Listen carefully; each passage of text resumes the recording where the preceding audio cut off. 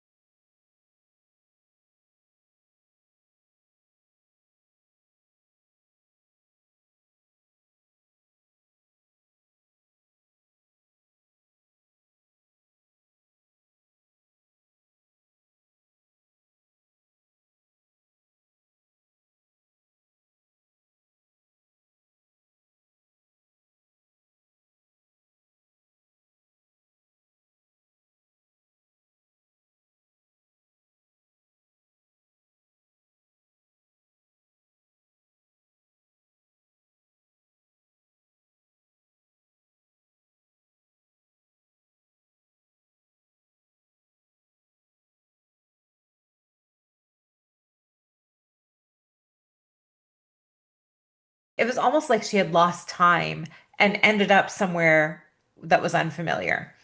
And in fact, it was a place she had been all the time. The way she had gotten there is a way she had driven dozens of times before, and getting home shouldn't have been an issue. And luckily, she did get home. So that was probably the scariest thing that did happen with us early on. We did have some other times where she got lost driving home, often in the evening, and we could kind of brush this off as like, getting older, night vision not being as great, maybe, a little confused.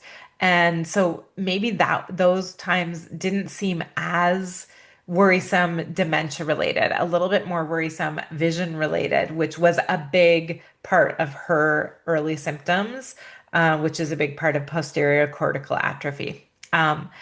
We did have some missed appointments, like showing up a day early for a dentist appointment or missing a pedicure appointment, those kinds of things. And again, these were isolated. We kind of brushed them off. Maybe she just wrote it down on the wrong date in her little date book that she always carried in her purse. Um, Recipes. My mom was a great cook all of my life, to the point that my dad always thought she should open a restaurant. And she would entertain dozens of people. for Christmas or for election campaign celebrations. And it became difficult for her just to make a recipe, let alone host 6 or 7 people for dinner. The anxiety around hosting, worrying about the food, uh, things being missed in recipes, putting salt instead of sugar, or forgetting the flour altogether. All kinds of messed up recipes started happening. And again, like we just kind of thought like, okay, like she just wasn't really paying attention when she was doing that or whatever. Um, the vision, I do want to talk about the vision because for our mom, that was a huge symptom that at first we just thought was cataracts, was actually problems with her eyes.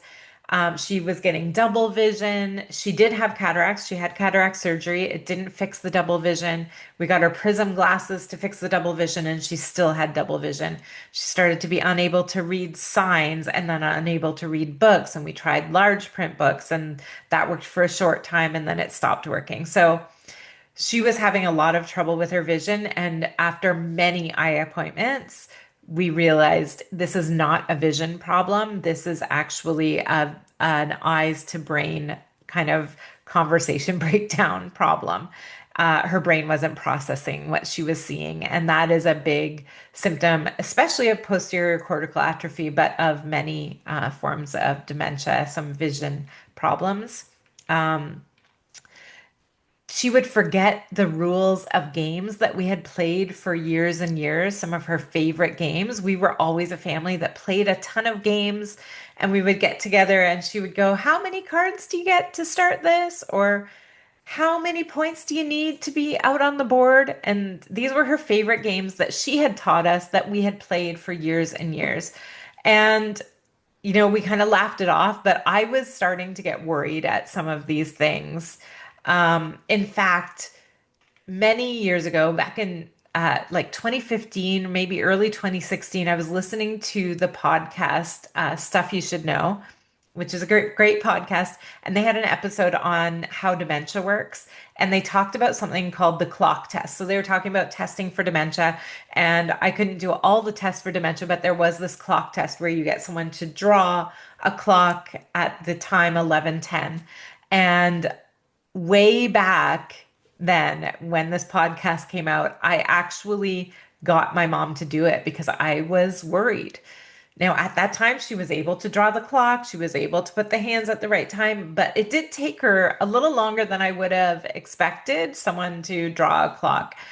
So while that more moment, my worry about it was definitely a sign. I should have trusted my instincts, and I say should have. I don't know if it would have made any difference if we got her diagnosed early, because there isn't much you can do for dementia. Now there are some drugs that might be able to slow down the progression, but really, I'm not sure it would have made a difference. But we would have known earlier. But that moment was probably a sign. I was definitely scared. I wanted not to be scared. And again, we were able to kind of go, okay, like she could do it. So maybe no worries. Now, if I showed you the clock that she's drawn now, I'll stick it up here, her most recent clock, and you will be shocked that that even could be mistaken to be a clock. She can't do this at all anymore. And we're now 3 years into her official diagnosis. And then the other things were kind of decision, judgment, and travel related. So for me, my mom was always my travel partner. We've been to China, New York City, Florida, islands, um, Paris, Florence, all these different places together traveling. And our last real trip that we took was probably about 5 years before her diagnosis, 5 or 6 years. And we went to Florence and Paris. And my mom said, I really want to see the Eiffel Tower. And I was like, cool. Booked a hotel near the Eiffel Tower, could see it every day. What else do you want to do in Paris? or in France or in Florence. And my mom could not think of a single thing. She kept on just saying, I'll have to think about it. I was giving her options. Here's all the different things we could do. What are you interested in? Do you want to do museums? Do you want to do more nature? Do you want to history? What kinds of things? Cultural, what do you want to do? She could not decide anything.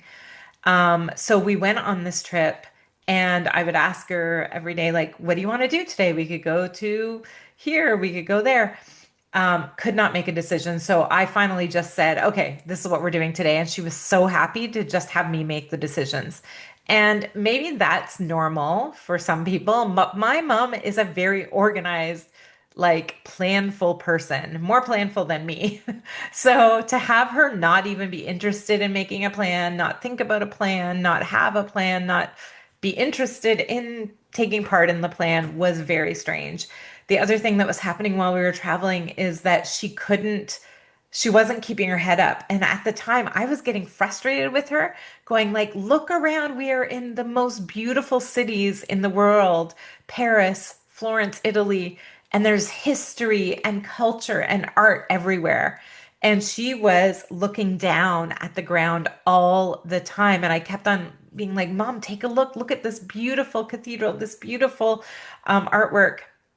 And I was getting really frustrated with it. Now looking back and realizing the vision problems she was having, all the cobblestones, the different kind of the lack of real contrast in some of the colors of the stones and things, she couldn't see how to walk a lot of times. So she was scared for walking. So I was helping her a lot of times to kind of like holding on to her to walk. And this was really new for my mom. My mom ran every day, took the dog for a walk every day. Like she was very active to see her like this in these cities.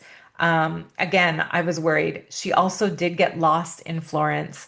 I had one direction for her: walk out of our Airbnb and turn right on the main street, and I will meet you on that main street. She turned left.